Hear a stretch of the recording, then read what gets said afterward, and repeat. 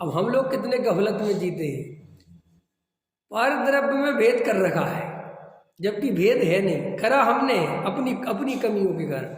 हमने क्या भेद कर लिया कि घर में अपनापन करना बुरी बात है और मंदिर में अपनापन करना अच्छी बात है। हाँ, ये कर रहे ना हमने, स्त्री पुत्र मकान दुकान में अपनापन करना बुरी बात है और देवसास गुरु में अपनापन करना अच्छी बात है, जबकि दोनों ही मोह है।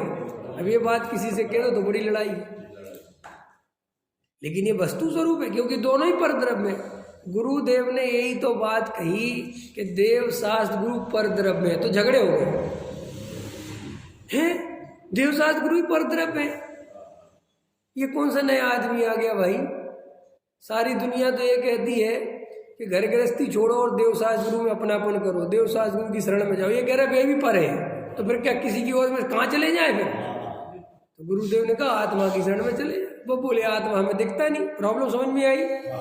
हमें तो दो चीजें दिखती हैं, या तो ये पत्थर की मूर्तियां दिखती हैं, या ये साधु दिखते हैं, या ये शास्त्र दिखते हैं, माने धर्म के नाम पर।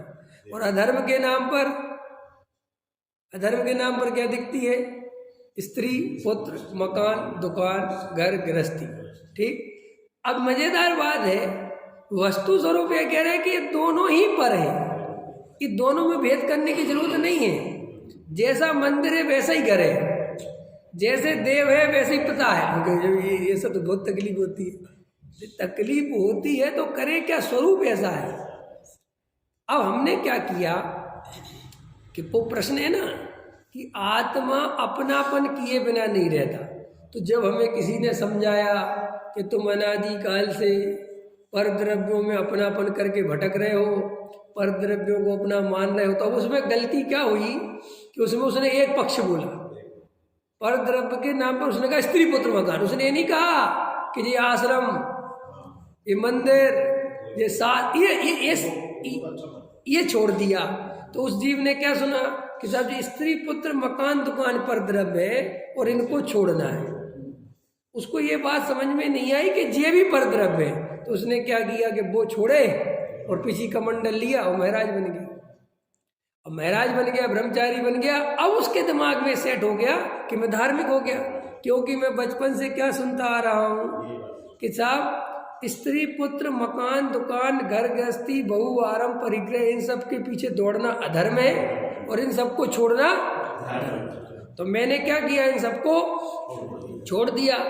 और अब ये सेंटेंस के साथ आत्मा अपनापन करता है और वो अपनापन कहीं भी करे परद्रव्य में, वो सब मिथ्या दर्शन है, वो उसको पता।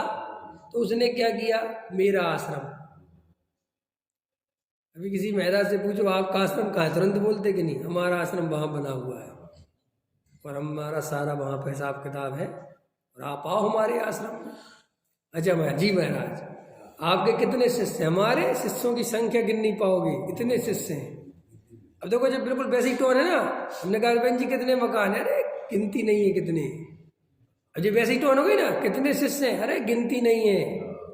और हमारे शिष्यों को क्या समझ रहे तुम, एक से एक हमारे शिष्य के हजारों श्रोता है और बेसा हमें नमस्कार करते हैं।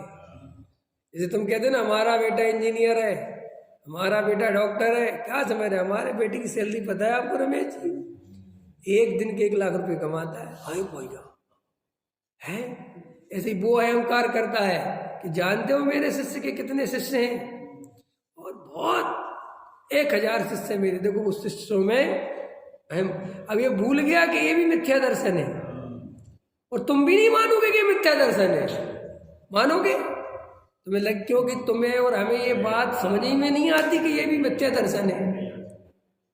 क्यों नहीं आती कि हमारा उपदेश अधूरा था। ये तो पूज्य गुरुदेव श्री ने पूरा करा है